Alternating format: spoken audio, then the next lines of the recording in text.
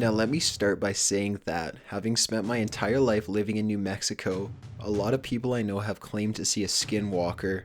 They are kind of our regional boogeyman, but ask a Navajo about them and they will either absolutely ignore the question and all following, or they will kind of laugh it off saying something to the effect of, "Well, white people believe they are myths." Well, here's my story regarding them. My father owns a small delivery service that operates out of Farmington, New Mexico.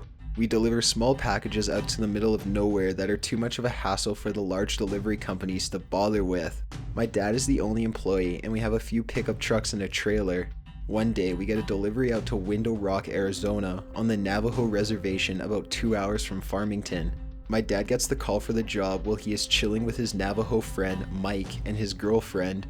Mike mentions how he's got family in Window Rock that he hasn't seen in ages and suggests that they go with him.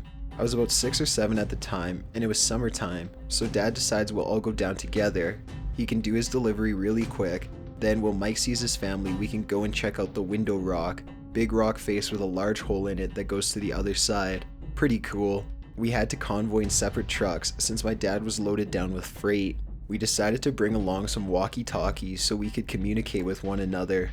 We spend our time in Window Rock. Everything is generally uneventful and we start heading home along the old highway with my dad and I in front and Mike and his girlfriend in their truck behind us. I honestly don't remember most of the Window Rock trip, but this next part I can never forget. We're somewhere on the highway between Window Rock and Gallup, New Mexico. It had just rained earlier in the day and the road was kind of slick, so we were taking it pretty slow. On the left side of the highway there is nothing but sandstone cliffs, and on the right there is a huge field separated from the road by a small barbed wire fence. We crest the top of this hill, and down at the bottom of the hill we see what appears to be a very large dog, sitting back on its haunches in the middle of the road, facing the cliffs. My dad calls over the radio, "Hey Mike, do you see that big ass dog?" Mike starts yelling back over the radio, "That is not a dog, speed up and hit it." He almost sounds hysterical. He just keeps screaming, "Hit it, George, you have to hit it. Please, please, hit that fucking thing right now." So my dad starts to speed up, and as we get a bit closer, I can begin to see it a little more clearly. It's covered in this brown, wiry, matted hair that appears to have dried blood all over it. It's still facing the cliffs, but the moment our headlights hit it, it turns and looks at us, and it has a face. I don't know how to describe it other than a mix between a bear and a human's face. It looks twisted and distorted and almost in pain. As we get closer to this thing, we start to realize it's actually fucking huge. Though it's still sitting on his haunches, it is about shoulder height with the hood of the truck. We get literally inches from hitting it when it lets out this scream that sounds like someone screaming as their lungs were being filled with water, and it leaps backwards towards the field, landing just on our side of the barbed wire fence. Then with another leap, it was gone from sight. Mike comes over the radio again. "Holy shit, keep driving. We have to get out of here. We have to go faster." He kept repeating that last part.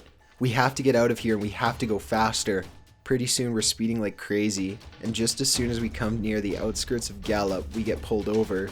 Mike pulls his truck over with us. Naturally, this makes the cop, a Navajo man himself, very on edge, and he immediately asks why Mike felt the need to pull over as well.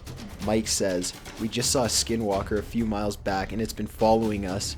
The officer immediately turns white, stammers something about a verbal warning, gets in his car and takes off. We do the same.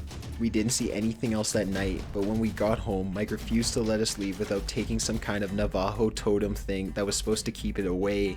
So yeah, I guess that's my Skinwalker story. Huge thanks to Because Skyrim for a near perfect representation of exactly what I saw that night.